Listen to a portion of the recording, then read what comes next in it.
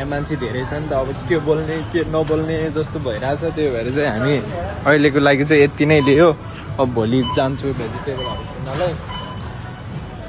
त्यस्तै हो दुबईमा, अब मान्छेहरूले भन्छ नि अब पैसा कमायो रमायो भन्छ नि, पैसा आउने बित्तिकै यसरी जान्छ, खानु त पर्यो, गाह्रो छ। यो मेरो चाहिँ भ्लग चाहिँ फर्स्ट भ्लग है, यो यस्तो भिडभाडमा बनाएको। खोइ त यहाँ त सामानहरू सबै खाली भइसकेको रहेछ। यस्तो भिडभाडमा बनाएको चाहिँ मेरो फर्स्ट टाइम हो। यहाँ यस्तो भेजिटेबलहरू पनि छ, तर यो भेजिटेबल यहाँको चाहिँ अलि धेरै महँगो नै हुन्छ। त्यही भएर हामी अब कमाउन आएको मान्छेहरूले चाहिँ यस्तो महँगो महँगो खाने भन्दा नि चाहिँ सस्तो सस्तो चाहिँ खानुपर्छ हामी। अहिलेको लागि चाहिँ एउटा कोल्ड ड्रिङ्क्स के खाऊँ त? अहिलेको लागि यो एउटा खाइदिउँ।